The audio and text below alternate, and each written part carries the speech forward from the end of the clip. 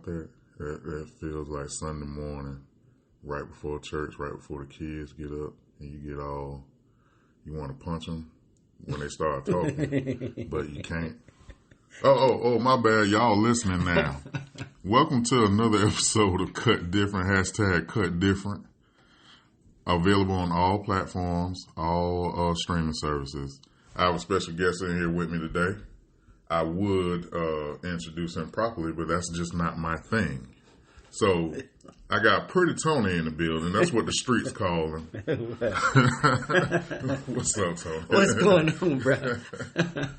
How you been, man? It's been a long time. Yeah, man. It's been a long time. I'm good, yeah. Man. One day at a time, bro. Yeah. One day at a time. Yeah. Your mouth okay now? Yeah, I'm good. Yeah. You had the mouth surgery. Yeah, I did. But I'm good. Bill be serious, don't it? Yeah, man. Listen, going in, getting that done, but I'm good now. I'm ready to get into it. I'm starting just not to understand insurance. I thought I understood it. And then when you get hit with that bill again, what? I got a better insurance that say they cover all this, and then they find something that your insurance don't cover the amount that you needed to be comfortable to. Correct. Now, I'm paying you almost $40 a month now. And you telling me you can't pay for it? Hey, bro. Look, again, that's a business for them. Yeah. And they all about that dollar, so we got to do what we got to do, but as long as we get ourselves taken care of, that's what's up. Yeah. I got something waiting on me right now, boy. I think the last time I went to the dentist, dude told me you need this and that up front. And I was like, how much they going to cost? Well, your code, after the deductible, you paid $2,000. I was like, how much they paying? That don't sound fair. Like, who's winning this one? Who's winning? So, fellas, we got to have a talk. Yes, sir. Is you ain't ready for this talk? So, the dynamics of manhood, our roles in relationships, and I know we've touched on this subject numerous amount of times, but have we really got into the teeth of it? So, is it, you know what I realized? Don't nobody ever wake up and be like, and begin their prayer, and they start asking God for all of this stuff, all these things, sharing all these thoughts. You think anybody ever says to themselves, I wonder if God got enough sleep last night. I wonder if God ate. You know what I mean? I wonder if God feel appreciated enough. Yeah. Right. You know what I mean? Right. Like, does he really? And men, we're all created in his image and in his likeness, right? And, with this, I wouldn't consider myself a fan of like someone like Kevin Samuels, but I understood him. Okay. And then you also had a name that I always mention, Shiraz Ali, a champion for black men. And I think without an explanation for the message that they were trying to push, that a lot of guys only pull the salt out of it. Absolutely. You know what I mean? Yes. So we're and even myself, I've looked at some of the ways I've been in relationships that I was just so concerned about what I'm not getting from someone. Okay. What the appreciation I'm not getting in a relationship, whether it's an intimate relationship with a woman or my children or family members, friends. And like, and those, I started looking at those things this week, last week. Like, I feel like I was starting to develop some type of feminine way of digesting my relationships, if that makes sense. Like, if you listen to a lot of guys, it sounds, they're so wrapped up in their emotions. Okay. When they're relating to somebody. You know what I mean? Okay. And that's not in our design to grab hold to those things and just hold on to them so tightly. You know what I mean? if it makes sense. Right, but we do have emotions. We do have emotions. Yes. Emotions, but the way we're displaying them. Okay. You know what I mean? The way that it's more feminine to me with a lot of the ways, because we're angry.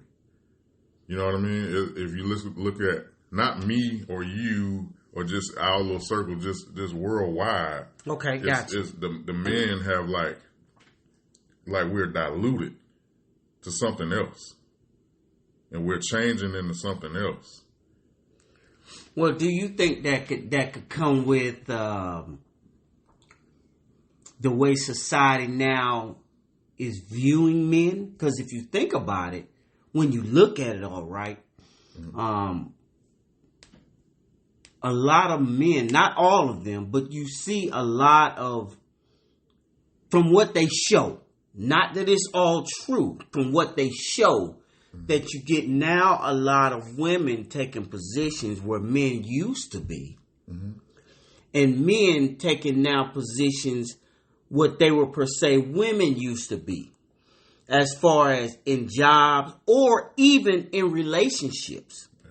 Because you got a lot of men now who now would stay at home and watch the children per se.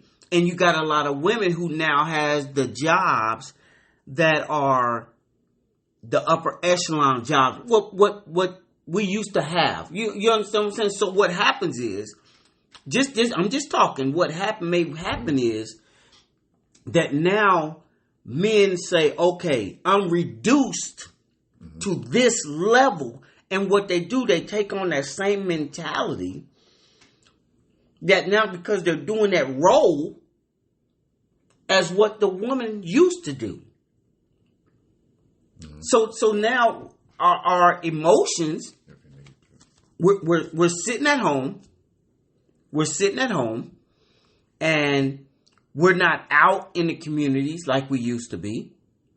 So with us sitting at home, we take on that mentality. I'm just saying, some would take on that mentality and say, now, when I'm used to working, when I'm used to being a provider, when I'm used to being the one who's out there doing the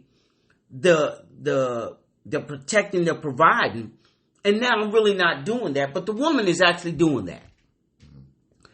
So now we've been reduced in mind. And now our emotions come out that way because we're angry, because we know the position that, and all of us know, listen, we've seen, if we haven't had a dad, we had some type of father figure, some, that has kind of showed us, oh, they worked, or they did this, or they kind of provided, whatever the case may be. And the mom kind of was the nurturer, right? Mm-hmm. But now the roles are reversed. It seems that way. Because you know why? A lot of times the media push that. Because there's a lot of men out here still in positions and still not showing their emotions and not showing the feminine emotions that women used to show. Because most women were what? Everything was built off what? Their emotions. Mm-hmm. They're emotional creatures. Everything was what they used to say. They wear their feelings on their sleeves. Yeah. But now men are doing that. Yeah.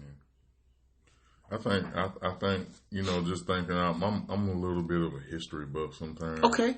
And I'm thinking about, I think women have, this is not new to women. If you think about some of the ways, like when the wealthy families used to combine and one family was more wealthy. Mm-hmm. And sometimes that happens to fall on the woman's side. And so the woman felt she was more responsible for that family's financial well-being. When you think about princesses and queens and stuff like that, they brought more to the table than the man did. But that didn't dilute them or reduce them. And I think it's more like the mentality that men have been, I think it for a while it's been pressured for us to, like, they call it toxic masculinity if you raise your voice. You know what I mean? If you're direct, if you say something that's just, You know, it was frowned upon. It's been frowned upon for a while. You know what I mean? They didn't want that masculine energy in the workplace, in the households. You know what I mean? Just anywhere in public. You can't. I was thinking about. I was sharing with somebody how my experience was going into my daughter's schools. You know, as she was growing up. Mm-hmm. That was always, you know, you can go up there and many fathers probably have experienced this, but, you know, I'm always observing. I can see the mothers going there. They can get a lot further than I could. When I'm going in there, it must mean somebody in trouble or you just have to do something. You didn't want to be there. I can't just be a concerned parent like the mother would. Right. You know what I mean? If I showed some concern, why? She's fine. Let me know everything's okay. I'm like, well, I'm not here for that, man. Can I talk to my daughter? Is that I'm asking you. Can I talk to my child? Yeah. I've never seen a woman go into a school or any kind of professional environment involving kids and have to ask permission. You know what I mean? Right. They gonna let them in. Oh yeah, we get it. You're a mom. But as a father, no, sir. No, you don't have to do this. We got her. No, I just rolled up here. Bring her up here, please. You know what I mean? But again, it happens like that. But again, you're right though. But again, what is that? That's societal norms. You know that they're used to moms being the more concerned, mm-hmm. the more, like you said, engaged. But why is that though? Because think about it. Most men would what was the women may have had the like you said, according to history, may have had the more financial on their side of their family. But what did most men do? They're out working. Mm-hmm. But the moms were the more nurturing that could go to the school. Not saying men didn't, but women did it more. So that became a norm. So they say. So it's promoted. That's what I say. So it's promoted. Because, you know, I listen to a lot of women. You know, I dated. I'm kind of a professional in dating, sir. I've dated a lot. But I've constantly heard the whole, you know, who approaches who and the dynamics of the household, how they see it. And in their mind, how it's always been and what their interpretation of like the Bible or just traditionally. And I'm like, what traditions? You know, some of the stuff that you just said, not saying that you're wrong, but some of it has holes in it because men worked. But the women weren't sitting in the house all day either. You know, they were also in the field. That's true. You know, that's true. They knew how to till the land. The women to get out there, their whole dress be they go in a little. Women, from some of the stuff that I've read, they tend to get their stuff done so that they can be in the house to clean and cook and get things prepared. Or they made sure you got up early and the gardens where the vegetables and the fruits are. Men weren't doing that. You know, a lot of times. You know, men weren't responsibility. They had their responsibilities. Men had theirs. They knew their roles, and they worked together. Now it's like everybody's like, well, my grandma did this and that. I was like, no, your grandma cleaned them people's house, or she worked at the school. She worked in cafeterias. Yeah, she worked too. He also worked. You know, it's always a partnership. These are the things we come into. This is what you do. This is what I do. It's not like maybe they didn't even have a conversation. We're giving all we have to this marriage. And the single people in society have said, we're going to split it up and we're going to try to diagnose or dissect what they were doing. No, they loved each other. Yeah, that's different. You know what I mean? Absolutely. They loved each other and they loved these kids and they wanted to keep this house. Yes. That's what they were doing. They were working together. It's not like, no, because if a man come in and try to clean somebody's drawers, they probably not going to give him that job, but you can drive his car. Your wife come in, she can clean these drawers and cook. You know what I mean? We're more comfortable with them doing it. You know what I mean? Right. Again, it goes back to what I believe you're getting to. One of the points was the roles. No. What are the roles? See, what is a man's role? What is a woman's role? And that's part of this topic. What is the role? I mean, what is our role as a man? What is the role as a woman? What is it? Yeah, we warmed up to it. So I believe you establish those things inside the dynamics of your relationship together. I agree. I've known guys that are better cooked than their wives. Okay. Now it'd be crazy for you to be the best cook in the house and don't want to because you're the man. You know what I mean? And bro, where did that come from? Societal norms. Right. That they promote. We got The best chefs in the world are men. Absolutely. So we got to keep saying it. That they promote. Yeah. That they promote, and we've perpetuated this thing throughout society. Like that's what it is. Like it's been discussed in the Bible, and this is that. And that's that. Right. Never. Man gave us this. Yes. Just as much as some of y'all out there talking about the Bible is man. And no, man gave you most of your thoughts are not your own. And they're not biblically correct. Absolutely. And they didn't come from him. Absolutely. You know? A lot of it is what we follow, what we seen from our parents, and a lot of them what they were taught and shown and made to do. Right. And what we've accepted. And that's a big one. Yeah. What we've accepted. And I think a lot of guys have accepted a lesser representation of themselves, a lesser,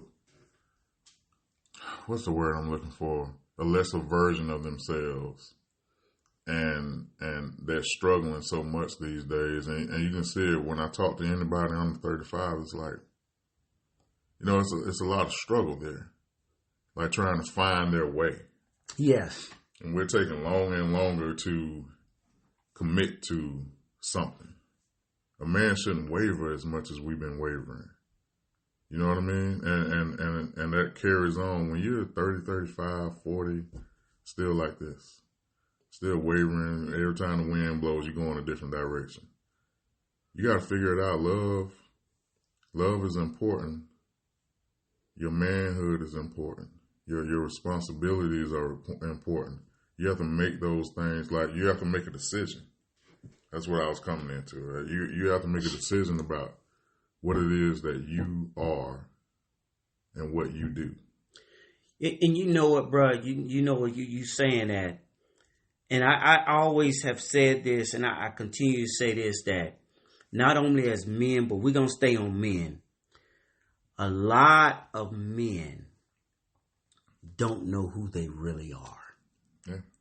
They really don't know what it is how God has really fashioned and made them as leaders, as warriors, and what has happened is, again, we go to what society has now pushed men to think they're this or they're that. And we begin now to just be followers and not leaders. We begin to follow what the norm is. Mm-hmm. And we don't want to buck again. And that's why they waver so much, because when the wind blows over here, they say, okay, I got to go this way. My wife said something to me one day. She was talking about clothing. I'm just going to give you an example, right? She said, well, you can't wear that. I'm going to give you that white, right? You can't wear white after a certain, I don't know what it is. After Labor Day. Yeah, after Labor Day. I said, who said that? She said, well, they said it. I said, who's they? Well, the people say, I said, so I don't go by what they say. I go by what I like. And if I want to wear it, unless they're going to buy me a wardrobe, come in every day, buy me all my clothes, what they want me to wear, then I listen. But until then, I'm not going to even do that. Because nobody can tell me. See, that's what's happening. We follow what society is doing. Mm-hmm. Instead of being our own man, our own selves, and going after what's right, like you said, and what's just. Mm-hmm. We just follow. Yeah. You know, I'm going to give you another example. I went to a gas station, and if you go up to Sam's, they got, 10 pumps. But your pump is on, your gas pump is on the left-hand side, where you pump your gas. But all these lines are long, but then you got 2 lines and got nobody in them. Because the gas pump on the other side. Mm-hmm. They don't think for themselves. Instead of pulling around close enough where they can pull the pump around, they wait. Why? Because they're conditioned. Yeah. In your mind to do what? Follow. Yeah. Or like myself, I'm not pulling my pump all the way around. I wait 2 cars now. The line is, if it's about 7, 8 cars, I'm not. I go do that. I'm not pulling. I'm staying this AC. You know what? All right, go ahead. But yeah, and it's weird just looking at stuff like that. I've watched that a lot of times. It's funny that you brought that up. Like, nobody goes over there and does it. I'm like, dude, but you all the way out by the street. Right. Like, y'all just come on in. Obviously, I'm going to wait my turn. Y'all just go on around, and y'all park next to the pump. And they make them so you can do that now. Absolutely. It's long enough. Yeah. The attendants will come out and tell you, you can do it this. Come around. They try to coach people, but everybody being conditioned to just follow. Yeah. Yeah. And that's a direction that the society has been going in for a while, man. It's like we sheep. Everybody's just sheep. Yes. Nobody wants to do anything, and nobody dresses different. You see one person dressed differently, oh, they weird. They crazy. Yes. Something wrong with them. You might want to clutch a purse in your kids. Like, what's going on with them? But that's where we at. That's where we at. Nobody wants to do things differently. And for the young men, it's like, let's help them, give them some nuggets to how they can, settle. Since settle is such a bad word now. Nobody wants to settle. You have to settle into things. Yes, you're right. You want that. Settle is just like breaking in your shoes. Absolutely. Breaking in your pants, breaking in your shirt. Like, it looked good when you first put it on, but you want it to fit you. Yes. So you got to break that thing on in, and that's what you got to do with your life. Yes, absolutely. You got to break it on in. Absolutely. Stop being scared to pull the trigger. That's right. Stop being scared. And like I was saying in the beginning, I think that we're forgetting that we were given dominion over these things. Yeah. And accepting that role in this world. If you accept who you were made and designed to be, yes, it'll be easier to accept your role in your relationships, in your household, at your job, if you understand that. Yes. But you got to understand it, though. Yeah. And how do you accept it? How do you understand it? How do you accept it, and how do you understand it? The only way to do that, you can look at someone's life that's maybe going in the right direction. But this is the thing. You can only take so much from so many people. Mm-hmm. You got to know it for yourself. And how do you do that? Us as men, we got to look at who and how. It's like a maker of this phone, right? Mm-hmm. Who knows better how to operate this phone than the maker of the phone? Mm-hmm. Because they know how it's supposed to operate. They know how it functions. They know every integral detail about this phone, mm-hmm. right? We don't know everything because there's things in here I don't know. But the maker of us mm-hmm. knows every integral detail about us because he made us in his image and in his likeness. Mm-hmm. But until we learn how he is, we can never come into the position to know who we are. We got to know how he is and his role, what his authority is. And once we know that and we accept it mm-hmm. and embrace that, then and only then can we start moving in a direction to know how he wants us to go? Because now we trying to mimic after who he is and not after others that we have seen that have what? Failed us. Right. Because a lot of situations we have role models that have what? Failed us. Mm-hmm. And man will do that because they're human. Yeah. But I know one that will never fail us. Never. He will never put you in a position that you can't get out of. He will never do that.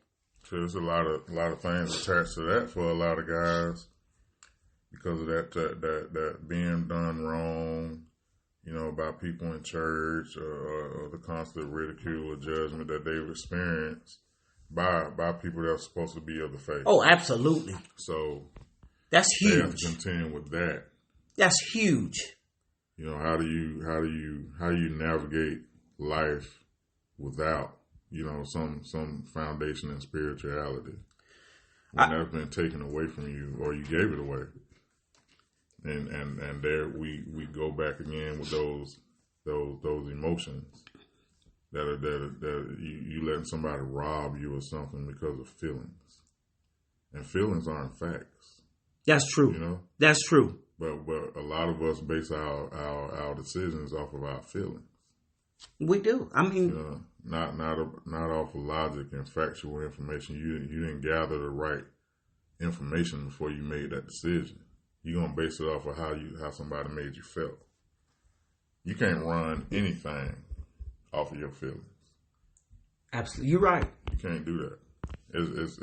It might go all right for a while, but it's gonna start to veer off eventually because your feelings gonna change. You know, you're so right. And that is a dangerous thing to base anything off of your feelings, because when you deal with making decisions off your emotions, man, that could go either way. Yeah. And most of the time it don't go the way you expected or thought it would go. When we base things off of the truth and facts and the truth of the word and who God is, when you base it off of that, your decisions, it makes it much easier, but a lot of times we don't accept the truth. And I was talking to someone about this the other day. I was saying, you know what? We make excuses for people's behaviors. Mm-hmm. We make excuses. Instead of just calling what it is, pause. And cut. I'm a director. That was probably the worst break ever. But go ahead. So we make excuses for people's behavior instead of just calling a spade. What's right is right, what's wrong is wrong. Mm-hmm. Because a lot of times, and I go back to kind of what you said, I don't want to jump all over the place, but people have got hurt behind others who they believed was I don't even know how I call it a so-called Christian. Yeah. Okay. But not saying they're not. Not saying they're not. Because Christians make mistakes. They definitely make mistakes. They people. Remember that behind those titles are people. That's it. Because all they got is a title, but the people behind it make mistakes. All of them do. Yeah. So I just made one. Never mind. When we base it off of that, we're already going down the wrong path, and we all have done it. I've done it. Mm-hmm. I've done it. Thinking, you know, but I took my eyes off who I should have kept my eyes on and my hope in, put it that way. Because a lot of times we hope in people that hope they're going to do right. We hope they're going to do.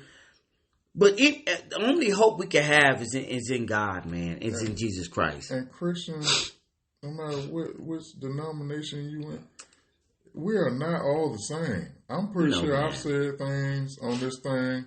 I got a long email about me saying shit on here one day. And still professing to be a Christian. Yes, I am. I'm not perfect. Right. Nor that I say I don't speak to people in a way that offends them. You know what I mean? So it could have been in context to who I was talking to. And sometimes I just a little ghetto. That's just how I am sometimes. But, I stand firm on what I believe. What I do. What's in my cup ain't supposed to make you go to the restroom. You know what I mean? Like, that's me at the end of the day. And you can't base it, again, what do we say? We give people excuse. I can't base my behavior on what you do. Yeah. And that's what we do. We base our behaviors on what somebody else does. We can't do that because each and every one of us are going to give an account for what we do. You're responsible for you. Yeah, I'm responsible for me. I can't control you. You're a grown man. So what do we like to say? So what's the responsibility of a man to his household, his wife, his children? This is mine, from my perspective. Mm-hmm. From my perspective, my responsibility was, now this is just me, because everybody gonna have their own. Why though? Because we give them too many disclaimers. Like it's really, how many different ways is our responsibility supposed to be? No, but hear me out. Okay. Hear me out. I want to provide for my family. Mm-hmm. To make sure they have somewhere to stay, make sure they're, because first of all, if you talk about your wife, their main thing, most of them, I can't categorize all of them, because that's just what society has said, is their first is security. That's society norm. But I do, my first responsibility as a man to my wife is to first me love God. That's my first. That's me. Secondly, as I love God, that flows down because now I build a relationship. Mm-hmm. And that relationship flows over into now my relationship with my wife. Because I go back to, as I love him, then I can love my wife. Because if I don't know how to love, if I don't really know what love really is, how can I even love my wife? Now break that down. Okay. I got a question. Go ahead. Well, more of a statement. Okay. So what he said, fellas, he's telling you, although he's talking about his relationship with God and how it relates to how he treats his wife, we can often see the patterns of no one just treats one person one way. How you are in this relationship, more than likely going to be with your most important relationships. How you are with your mother, how you are with your children, how you are with your cousins, your siblings. You're going to, eventually when you get comfortable with someone, you're going to treat them all the same. However you show love is how you show love. It don't matter what type of relationship it is. That's right. It's how you show love. That's love right. is at the center of all That's that. That's it. But go ahead. That's it. I just wanted to make it plain to him. Yeah. But that was plain because now, because the love I've learned how to love. Right. And we talked about this. Matter of fact, we had some people talking about this the other day. That love is an action. Yes. Because a lot of people can talk it and don't do it. That's why once you get your love relationship, we go back to relationship, your relationship with God, the way it's supposed to be, showing how to love, because that's who he is. Mm-hmm. And we take on what? Now his character. Then we can display that outwardly. But if you don't have that, guess what your love is going to be? The love that you've been taught by who? The world. The world. Mm-hmm. And theirs is based on what? Feelings and emotions. Yeah. And it's not based on what? Truth. It's based on reciprocity. I'm going to love you how you love me. Okay. You know what I mean? Absolutely. That's how people teach you how to love. Yes, absolutely. You're absolutely God right. God didn't ask for none of that. You're absolutely right. I love you. That's what we get from them. Right. That's it. Regardless. Yeah. Yeah. No, there is no strings to say, I love you regardless. Yeah. And as men, and that's what I was bumbling around about in the beginning, that we've learned, because our foundation in emotion on this earth is taught by women. That's how we learn to express ourselves emotionally on this earth. Our mothers teach us. Yeah, that's true. You know what I mean? Because a lot of times men, you know what I mean? You know, when you're taught by a man, most of the time you're gonna keep that in. So with women, they teach us how to express it, and because a lot of our households are kind of, you know, broken, you see a lot of guys expressing themselves or basing their emotions off of reciprocity. If you treat me this way, I'm gonna treat you this way. But the love of a man should flow even. Yeah, absolutely. You know what I mean? Just I like God. that. I like that. You know what I mean? Like I like that. You open that thing up, and our role to add to what you were saying with that. Did you finish with that? Yeah. Go ahead. Think about, fellas. Go with me real quick. I might get weird for a second. So you got your car. I got the classic car. But I don't take care of it. I don't care about that car. That's a headache. But anyway, you ever see guys in their garages? They got the car in the garage, but they still got that car cover on. Mm-hmm. They got that cover on there, and the centerpiece is never the cover. It's never the cover. It's making sure that car is in pristine condition and always intact and always beautiful and gorgeous. You know, make sure that car stays the way I need that car to stay. I want that paint job to last. I want it to always look like that every time I go in there. Yeah. Nobody's ever concerned about this cover that might have some cuts and scrapes in it. That cover can sit outside in the rain and get rocks and hail damage. That's true. It can get all kinds of damage. Much like in our design, we were designed to be covers. We are meant to withstand the things that car cannot. Our family, my wife, my children cannot deal with the things that I was built to be dealing with. Can it not? It cannot. If you think about it, for everybody that's listening right now, look at your wife, look at your kids. Think about your life. Everything that you've experienced in this life, in this world, if your wife or your children had to deal with that, would they still be here? This been your journey throughout life. God built you so that you can withstand everything that they cannot. That's true. You are built to be the cover. Yes, absolutely. You are made this way specifically by His design, because you are made in His image and His likeness. I like that. You think there's anything that God can't deal with? In this form, He made you. In this design, He made you. Because there's things that emotional woman and them kids that don't have the knowledge or the logic to deal with all of this thing, the strength of a man. You can't ever get in the ring with a woman and box, because you will always be stronger. Yep. Always. If y'all the same height, same weight, you win every time.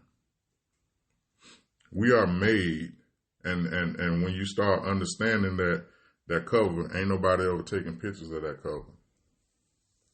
Ain't nobody, even though the reason that this 1968, 1956 Chevy has been able to look the way it looks all these years, with that paint job being 10, 20 years old, look that way, is because that cover made it look that way. That cover preserved that car.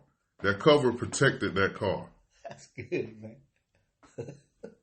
You know? That's what's up. Like, but you have to accept that ain't nobody taking pictures of this cover. Ain't nobody calling and say, hey, man, where you get that cover? Is your cover all right? Now, it's good. Now, that don't mean that you should be neglected. Right. That don't mean that your wife shouldn't care about you. It doesn't mean that because the Bible instructs women to honor. It instructs us in so many words, and I'm going to go back to my word. But it all throughout that Bible, we're the cover. And once you accept that, it's easier. I look at myself. Some of the things I got upset about recently with my daughter and with someone I'm dating. And I was thinking about how they treat me, how they appreciate me. My appreciation, the fact that my daughter can choose a school. Yeah, that's... The fact that she has a laptop that she can get on and look at stuff she want to look at. Her phone can call whoever she want to. She can listen to whatever music she want to. I don't need to get some socks for Father's Day or a big dinner or a big appreciation day for me to feel appreciated. Like, don't no fireworks need to come off.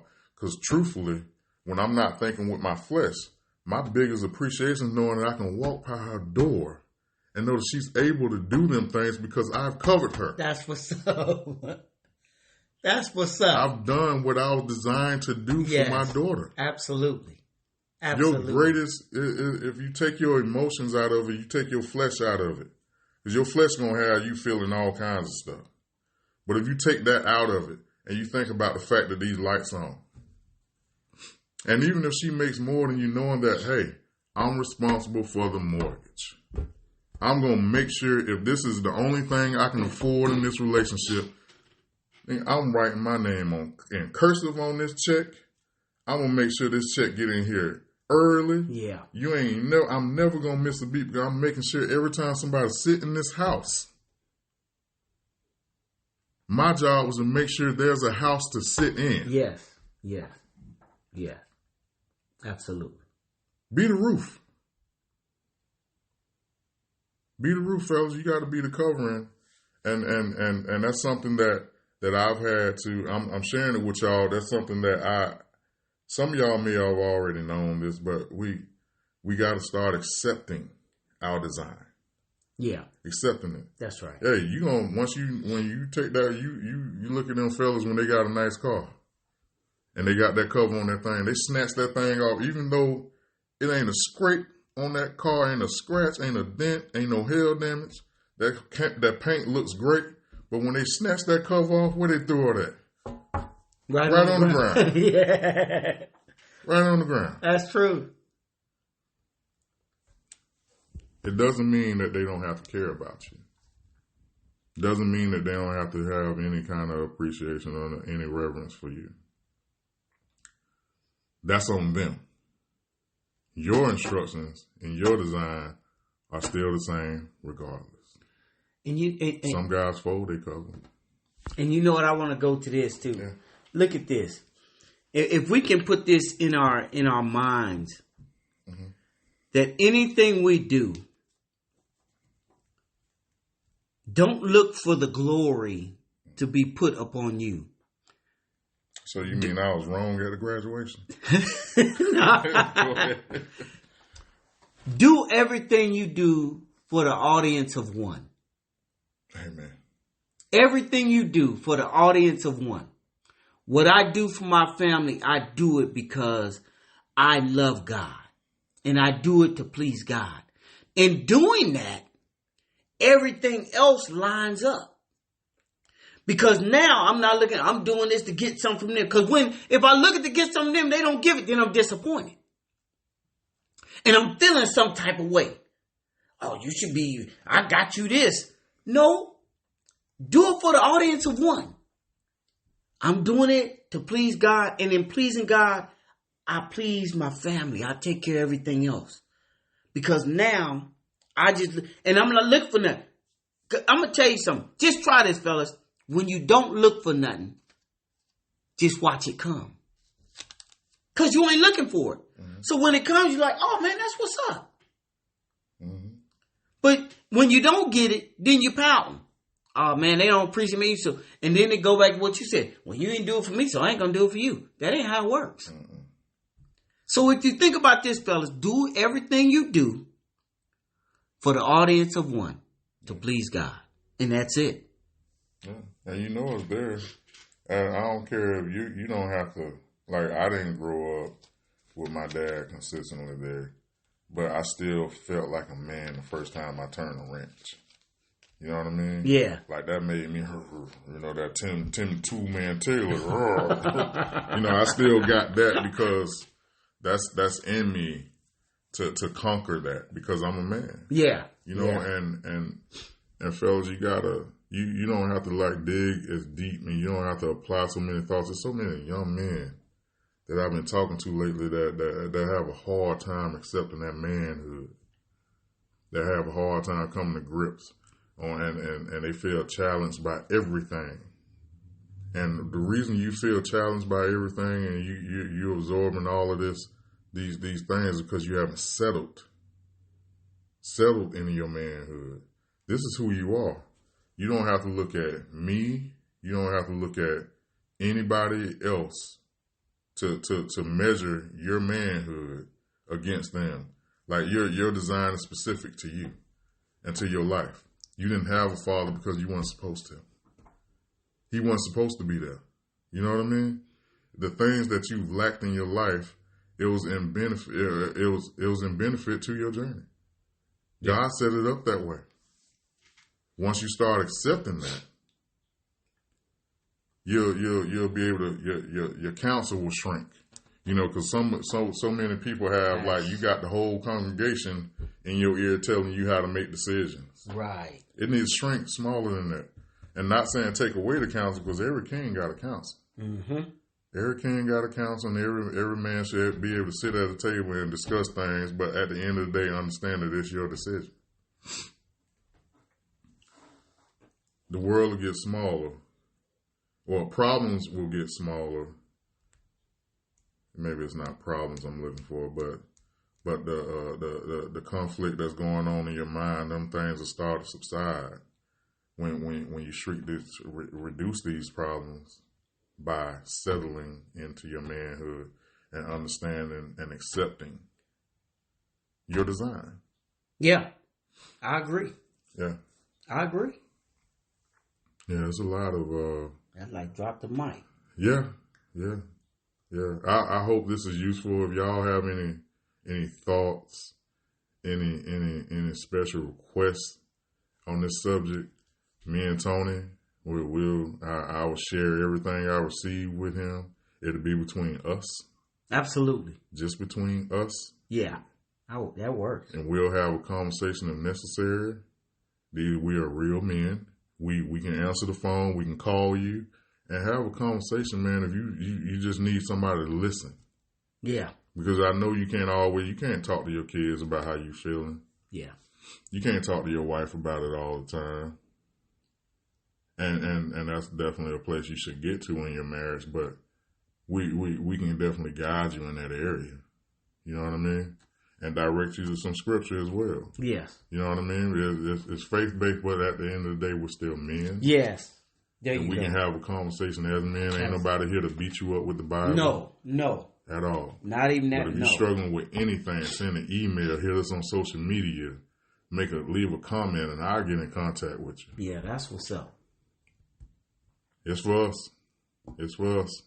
You got to understand, you are the cover. That's what's up. And we need you intact, brothers. I love that. Yeah.